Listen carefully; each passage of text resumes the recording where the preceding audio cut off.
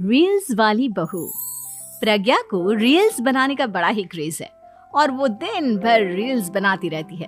खाते पीते घूमते फिरते घर में कॉलेज में रील्स बनाने के कारण प्रज्ञा पूरे कॉलेज में हाईलाइटेड है। जहां उसकी रील्स सभी को पसंद आते हैं, वहीं मनीषा चिंता में डूबी रहती है। एक रोज जब खाते हुए प्रज्ञा रील्स बना रही होती है, तब मनीषा कहती है, 1 मिनट भी चैन नहीं है इस लड़की को। ये नहीं कि खाना तो आराम से खा ले, लेकिन नहीं, अरे थोड़ी देर रील्स नहीं बनाओगी तो आसमान नहीं टूट पड़ेगा। अरे मम्मी, इसी को तो कहते हैं डिटर्मिनेशन। तुम नहीं समझोगी ये सब। भगवान, इस लड़की को सद्बुद्धि दे। जब देखो तब टेढ़ा बाका मुंह बनाती रहती है। मनीषा की बात का प्रज्ञा पर जरा भी असर नहीं होता और वो खाते खाते रील्स बनाती रहती है। दिन बीतने लगते हैं और देखते देखते प्रज्ञा का कॉलेज भी खत्म हो जाता है। आए दिन कोई ना कोई मनीषा को प्रज्ञा की शादी करवाने का सुझाव दे जाता है। सब ठीक ही कहते हैं, प्रज्ञा की शादी कर देनी चाहिए। अपने घर के काम काज में व्यस्त हो जाएगी तो खुद ही ये रील्स और नाच गाना बंद हो जाएगा। मनीषा और प्रेम प्रज्ञा के लिए एक अच्छा लड़का ढूंढने लगते हैं और तभी विकी का रिश्ता प्रज्ञा के लिए आता है, जिसने प्रज्ञा को उसकी रील्स देखकर पसंद कर लिया था। अगले दिन विकी अपने माता पिता के साथ प्रज्ञा के घर पहुंच जाता है और प्रज्ञा साड़ी पहने हाथों में चाय की ट्रे लिए उनके सामने आती है। जब विकी को पसंद है तो हमें भी बहू पसंद है। बहन जी, आप बारात की तैयारी कीजिए।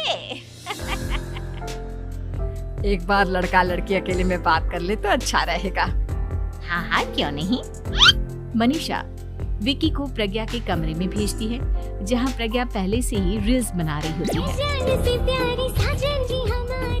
तभी विकी कहता है, आ गए आपके साजन जी। हमारे साथ ये रील्स कंप्लीट करती तो और भी अच्छा रहता। अच्छा जी, अब आ ही गए हैं तो बना ही लेती हूँ आपके साथ।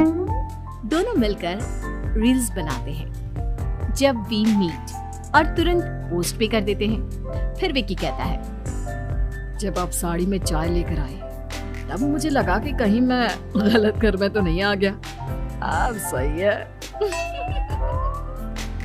दोनों की शादी पक्की हो जाती है और शादी के दिन भी प्रज्ञा रील्स बनाने से चूकती नहीं। यहाँ तक कि बारात के समय भी नाचते हुए रील्स बनाती है। सभी लोग प्रज्ञा की तारीफ के फूल बांध देते हैं और प्रज्ञा नाचती गाती अपने ससुराल चली जाती है। सब कुछ अच्छा चल रहा होता है। प्रज्ञा यहाँ भी दिन भर हर चीज की रील्स बनाती रहती है। लेकिन कुछ दिनों के बाद जब सुनीता कहती है, बहू, ये रील्स के साथ साथ कुछ काम भी कर लिया करो। वैसे तुझे और क्या क्या बनाना आता है? मम्मी जी, वैसे तो सब कहते हैं कि मैं सब कुछ अच्छा बनाती हूँ, लेकिन मुझे लगता है कि मैं मैगी अच्छा बना लेती हूँ। हाँ, कॉफी भी अच्छा बना लेती हूँ और मुंह तो सबसे अच्छा बना लेती हूँ। हैं? अच्छा अच्छा। सुनीता अपना माथा पकड़ लेती है और कहती है, बहू, कुछ खाना बनाना भी सीख लेती। मम्मी जी, मैं लंबी प्लानिंग कर रही हूँ। जल्दी ही मैं इतनी फेमस हो जाऊंगी कि मुझे पैसे मिलने लगेंगे। हम दोनों सास बहू राज करेंगे, राज। नौकर काम करेंगे और लोगों की तो लाइन लगेगी हमसे मिलने के लिए। तेरा दिमाग खराब हो गया है क्या बहू? हंसी मजाक तक ठीक है, लेकिन इस तरह घर नहीं चलते। जितना जल्दी हो इस घर के तौर तरीकों को सीख लो। प्रज्ञा मुंह घुमाकर चली जाती है और तुरंत उसी वक्त एक रील बनाती है। ये देख सुनीता का गुस्सा 7वें आसमान पर चला जाता है और विकी के घर आती ही सुनीता उसे सब कुछ बताती है। विकी भी अब प्रज्ञा की इन हरकतों से परेशान हो जाता है। तुम टेंशन मत लो मम्मा, मैं देख लूंगा।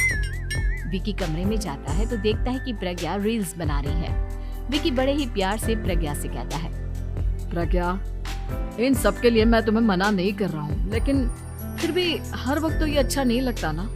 समझने की कोशिश करो, मुझे भी तुम्हारा थोड़ा वक्त चाहिए। मैं जब ऑफिस से आता हूँ तो मुझे समय देने की जगह इसी में लगे रहते हो। तुम ज्यादा ही सोच रहे हो। तुम भी मेरे साथ रील्स बनाओ ना, तुम्हें भी बहुत अच्छा लगेगा।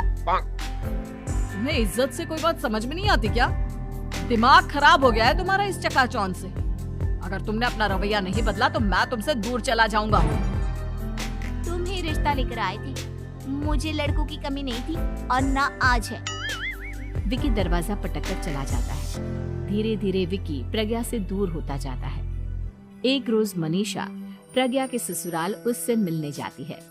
तब सुनीता उससे कहती है, बहन जी, अब आई हैं तो कुछ दिन यहाँ रहकर जाइएगा, आप ही का घर है। हाँ मम्मी, बहुत दिन हो गए तुम्हारे साथ एक भी रील नहीं बनाई मैंने। प्रज्ञा तुरंत अपने फोन में रील्स ऑन कर लेती है। ये सब मुझसे नहीं होता। तेरा ये भूत अभी तक नहीं उतरा क्या? बहन जी, आप कुछ कहती नहीं क्या इसे?